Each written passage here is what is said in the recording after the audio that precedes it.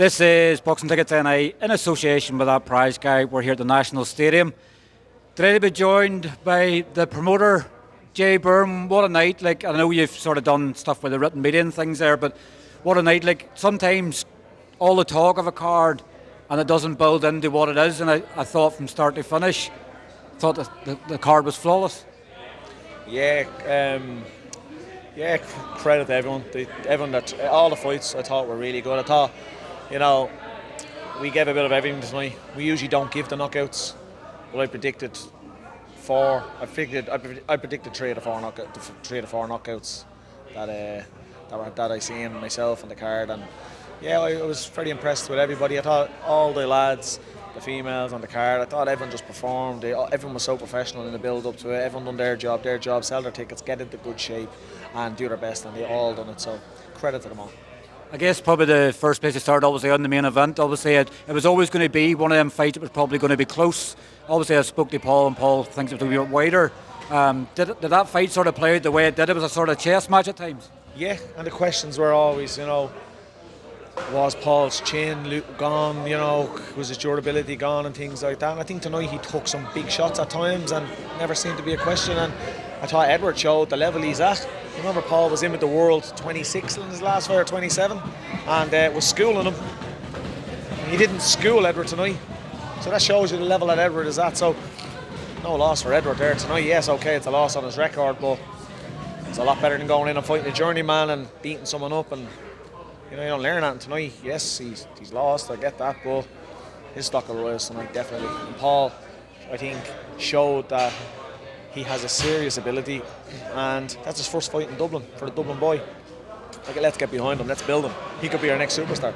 He has a big following, let's get it bigger. I guess a big thing, I know that you're a big fan of the sport, and we've obviously our WhatsApp group and things like that. Probably the man you're probably maybe most delighted for the night in some ways, Cronin, fifth domestic fight. He finally has a domestic win and he's an Irish champion. Yeah, look, no matter who won the fight, I would have been delighted for him. And we'll get Cathal back, and we'll get him into a big fight. There's no surer thing about it. But Kevin, Kevin deserved it. I had Kevin winning the fight, and he did deserve it. He's a lovely kid, and he's been hard done by. Let's say he just hasn't got the rub of the green, and I felt tonight, I think he got the rub of the green, and I think he deserved his win, and I'm delighted for him. And, Kevin goes around and, he's very confident in himself and the whole lot, but, that you can't control the emotion. And I think when the result was read out and him collapsing to his knees, I think that was just relief, and he deserved that. I'm delighted for him. Daniel Sullivan makes it a perfect hat-trick. Three title fights, 3 wins in a row. Probably on paper on the underdog going in with Dean Walsh's pedigree. He just came to persevere. Dean was winning the early rounds and winning the exchanges, but Daniel was working the body very well and trying to slow him down. I actually thought Dean came out. I thought Dean came out different than I expected. I thought Dean was going to kind of box at a range and keep his distance, and as Daniel came forward, maybe catch him with little check hooks and things like that. But he actually didn't. He kind of boxed at middle distance in the first few rounds, and he boxed really well. And look, I had Daniel behind at the end of the fight. I didn't think he was going to get it. I did have Dean winning the fight, but again, it's all dependent on what you. There was loads of us sitting to 2 rows, and we were back and forth asking each other who won this or what do you think of that round, and we all had different answers. So just because I had it that way means nothing. The referees and the judges are the ones who make the decisions, and I wouldn't doubt any of them. I don't think anyone was screaming robberies tonight. I don't see anything online about robberies. So credit to Daniel. Look, he's a fella that no amateur career. He's had 3 fights on our shows in the last year, and he's 2 Celtic titles and an Irish title. He's achieved more than, I'd say, over 50% of the boxers in Ireland. Peter Carr and Sean Murray, it lived up to everything. It was an absolute war. Fair play to both men, because they both took serious punishment at times. That nearly sort of boiled over at some stages. They're nearly sort of going at it after the bell in one of the rounds as well. It's always going to happen. It was a great fight. You know what?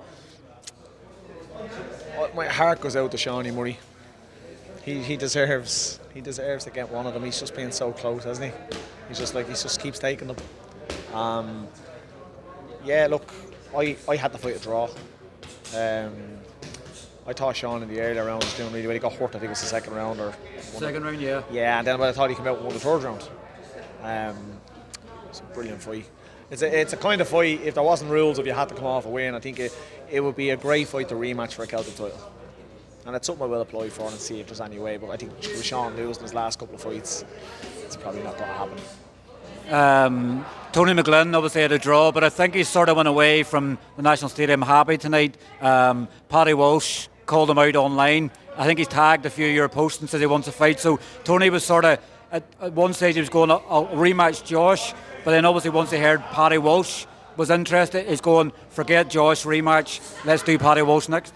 Yeah, there's no issues there. I won't. If one of my lads gets called out and they're happy to take the fight, we make the fight. Simple as that. I will say, I don't respect people. I like Paddy Walsh. I speak to Paddy Walsh. I have respect for I was speaking to him about being on shows and things like that. It was just at times when I've been trying to put my lads on and things like that, made the 50-50 fights. I wasn't room and things like that. I have nothing against Paddy Walsh. He's a lovely kid. But I don't have respect for people who do that. I don't feel... James Freeman done that about Glen in Belfast, and that stuck with me for a long time. And I don't like people who do that. Tony was out of the ring for 18 months, 17 months. He picked a 7-0 lad to fight on his comeback fight. He could have had a journey, man. Like 90% of people would have done. He didn't. He got a 7-0 lad. And I thought he could have got the rub of the green tonight. He could have got a 4-2. It was close. It was always close. He never lost the fight. And to have someone at home watching it and going on calling him out. He didn't call him out because he thinks Tony boxed amazing or he thinks Tony won. He obviously looked at that and went, I'd be him because he wasn't great. And I just don't think Tony deserved that. I think Tony deserved a lot of respect for picking the opponent and the performance he put in after being out of the ring for nearly 18 months. His sharpness, his timing was slightly off, and that's what lost in the fight. Tony McGlynn beats Paddy Walsh, and again, I've nothing against Paddy Walsh. I respect the kid. But Tony McGlynn beats Paddy Walsh straight up. I think Paddy Walsh, the fight obviously coming up now in Leicester in November. Like, is that a conversation you'll have with Barry Walsh after that November fight? If we're going to do it, we're going to do it for something. We're not trying to do it for the sake of it. So we'll get Tony back. We'll get Tony back winning, and we have a big show here in April. We're potentially going to Limerick in December. December this year? Yeah, potentially. We're hoping to meet down there this week and then maybe go there in December if we can get it arranged as quick as we think we can. Conversations I've had. Martin Donovan is going to meet with UL. We're going to see if we can get availability. If we can, we'll do December in Limerick, first week or second week in December. We maybe come down there and get Tony a win, get him back, and we're here on the first Saturday in April. We can make that for a Celtic title, maybe. Something like that. We need to try to reward the domestics, give them something, If not, we can look at it for a 6-rounder, but we will make the fight happen. Spike O'Sullivan, I guess it probably shows the nature of Spike. He hasn't boxed in the National Stadium in 11 years. This meant so much to him. He actually tore his bicep, I believe, in the build-up to the fight, kept it sort of quiet. 15 days ago. But that shows you, that man has boxed all over the world, MSG, T-Mobile, there's probably 20 other places in America that he can box in. He tore his bicep 15 days ago, and he didn't pull off my card in the National Stadium. That's a big compliment for you. It's an unbelievable compliment. And to have a man like Spike O'Sullivan come over and give me a hug about 5 times tonight and say thank you very much, I really appreciate it. It meant so much to me. When I had my amateur gym open in 2014, Spike O'Sullivan put up wishing all at St Margaret's Boxing Club the best of luck tonight in the National Stadium. And I was buzzing that he'd done that. And tonight I promoted, potentially could be his last fight if the bicep is bad, and it was an honour to have him here. 4 debuts on the card, 2 stoppages, 2 points wins, all 4 really, really good debuts. Yeah, exceptional.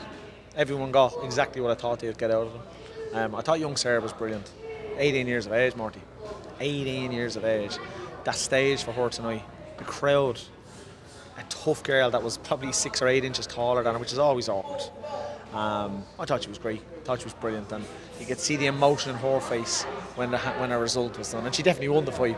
But again, coming from the amateurs, not knowing, that it's a guaranteed win. Not a guaranteed win, but she won the fight clearly. But the emotion when her name was announced was brilliant. That was exceptional to look at, She was saying afterwards that a 10-year-old Dublin girl came up to her and wanted a picture and things with her, and it reminded her of meeting Katie Taylor. She's going to role reversal straight away, and she's championing the bit for the young boxers in the gym. They follow in the footsteps, and it's something that people can get behind. A young female asked, I probably could have stayed amateur and done things there, wants to make a mark for herself in the pro game. Get behind them all, though. I like everyone to get behind one, but get behind them all. It's a group of them. It's a collective group we're bringing. Like, if look at the amount of fighters that we have in the card. They're not my fighters, but I'm just trying to bring them all together. Get behind them all. Just when, and not for me, but when JB Promotions announces a show, just buy a ticket, because you're now getting behind them all. Because when the stadium's full, it's for them all. It's not just, well, I'm going to go for her fight, or I'm going to go for his fight, and then when it's over, I'm going to leave, because you're not supporting everyone else. Just when the show's announced, know that there's going to be a lot of up-and-coming prospects on it that are 18 years of age, 19 years of age. Then you're going to have the classy fights up the other end of it. Just get behind the cards. And if that happens, Irish boxing gets busy, and what will happen is then we'll be too big for the national stadium, and we'll go to Tree Arena and we'll grow it there, and just keep getting behind them all, because we can build this group together as a community, and we can bring in the WBA, the IBF, and have 2 and 3 international or European title fights on a card. That's what I want. I want to get behind us as a promotional level. I don't think we're giving people or ripping people off. There's not one fighter that has mentioned us ripping them off or underpaying them or not giving them a fair deal, and I don't think anybody that buys a ticket. Okay, sometimes people say tickets are a bit dear. Quality they're getting there. Like, there was the atmosphere and the level of 50-50 fights there tonight. It's better than any match on Queensbury card that I've seen. I don't know in how long. Genuinely, I'm not just saying that. John Carpenter, more than nearly 3.5 years out of the ring, comes back and another stoppage win, and he gave you great compliments. He was out of boxing, he was away doing business things, earning money, because it was tough to fight in England. As you know, you've boxed in England and things like that. He's seen JB Promotions come, and you're doing brilliant things, and it got him back into the sport. I'm sure you're delighted for John, obviously, because he had no amateur experience at all. I trained with John as well, inspired John as well. He's another one of them that I've been in the ring with, and lovely guy, does his job again, sells his tickets, gets himself into great shape, shares the stories, turns up, does what he has to do. That's another one that we just need to get behind. John has a nice following as well, and they're all starting to build better followings, and I think it's because the cards are getting better. And you know yourself, when Mick Conlon comes to town, it's easy to sell the tickets. And Paddy Dunlan's fighting Crocker, it's easy to sell the tickets. I'm hoping and believing that it's going to start becoming easier for them to sell their tickets, because people are going to want to come to the shows. I don't think anyone could have left here tonight and not said that was a great night's entertainment. Genuinely. I'm not bigging myself up because I'm obviously the promoter. It's not about me, it's about, I have a team behind me. I'm not the only one who does everything, you know what I mean? But I take great pride in what we're doing, and I do believe that we are on the road to really pushing Irish boxing to where it's never been before. Bayo, Alabi, first fight in 6 months, drops his opponent again, and I think he's disappointed he just didn't finish them off. Like, it's one of them things, and the persistence, if he just keeps working and keep working, they're going to happen. I guess the good thing is he's dropping people. Yeah, he is, but get in and knock everyone out, and it's impossible to get matched. So he's shown he has a bit of power, but he's shown he's not finishing people. Gets that right, big problem. Another link up with Queensbury again, obviously Davey Joyce making his debut in the card. It's good to have that sort of connection. You know, when Lavin and Stephen Cairns the last time here in April, you know Davey Joyce here, and obviously that's a working relationship you can have with Queensbury moving forward. 100%. I've said it from day one, I work with anybody. Queensbury, Jason Quigley, anybody. Jamie Conlon, just genuinely, Mark Dunlop, I work with them, I'll work with anybody. It's not about me, it's not about them. If they think it's about them, I don't think they do. It's about Irish boxing to me. All I want to do is make Irish boxing better. I will continue to say it. It's not about me. It's literally just making Irish boxing better, giving kids opportunities that they haven't had before. That's what I want to do, and that's what I'll continue to do. Work with me, work against me, do what you want to do, I'll do my thing. Your Thriller debut it couldn't have went any better for you. I guess the thing is it's maintaining that standard now, but I guess the good thing is there's a lot of competitive fights there. You mentioned the press conference the other day, you've already plans in place for things, so the standard's going to stay the same, hopefully improve even more again. I think you said the exact same thing to me after April. Very hard to keep that standard. We topped it tonight. Not always going to be as good as this, you know. There'll be nights where it'll go, didn't go the way I wanted it to go. Can't always be roses. But I put so much work into it behind the scenes. You know, I don't show people the work I put into it. Sometimes the only person who sees the work I put into this stuff. Even Butch doesn't see as much work I put into the stuff. Louise is the only one that sees the work I put in. I put more work, and I'll openly say it now here, I put more work than anybody else when it comes to the fine details. The matchmaking. Steve Lillis helps me get in all the opponents. See all the 50-50 fights tonight? I match them. I matched it. That's that's the way I match the fights. I'm matching fights already in my head.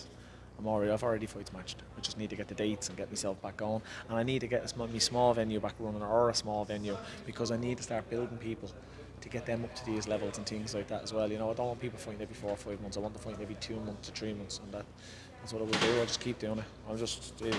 I won't stop, Marty. I genuinely won't stop. I've said it from day one. I have plans. The plans are coming quicker, and it's putting me under more pressure, and it's making me have to do things quicker and making me have to do things faster.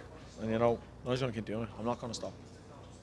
Finally, obviously, Glen Lynch only one left out. That's his third consecutive fight in your card. What are you sort of? I guess in some ways you're helping a Dublin lad out and obviously getting them fights. But like ideally, where would you like to see Glen? You know, there next to maybe in a domestic sort of title fight with somebody with JB. Yeah, it doesn't always have to be someone with JB. You know, Glen does tickets. He has options. You know, he's a good kid. You know, he's a Dublin boy. I'm very good friends with Philip Sutcliffe Senior, massive role model of mine over the years. I've always looked up to him when I opened the amateur club. He was one of the first people to open his door to me. Declan Garrity is now coaching Glen. He was my coach. You know, massive respect for Glen. He's a really nice kid. I like his team. I like everyone around him. So I work with anybody, Marty. You know, ideally, I would like to maybe see Glen get another win. Again, I'm sure his team, his management can get him out, get him a win, another win. Just keep ticking over, and maybe April here, maybe get Glen into his first title fight. If it was my opinion, but it's not up to me. I don't manage him, so can't decide what happens for Glen next. If it was my fighter, I would probably try to get him a win, maybe December, January, end of January, and then put him into a Celtic title fight in April. It's no rush when you can sell tickets, but I believe it's about the lads that do 100 tickets and 120 tickets, they have to start going 150 tickets, 180 tickets, and we start filling this place out. We're not 15 fights, doing it in 10 fights, 12 fights, and then when we start doing it in 8 and 9 fights, then we go to 3 Arena. And we start doing the 3 Arena with 15 fights. And it's 4,000, and we start there until we get that consistent, and then we go to the bigger. That's the goal, that's the plan. Well, look, we'll leave it there because my microphone's flashing. I've done that much work tonight. It's actually for the first time it's running low. Obviously, I don't like to sometimes give you praise because we have these wee jokes ourselves, but I thought it was a fantastic night. You'll get a well-deserved rest, obviously, with the peg leg there, but obviously...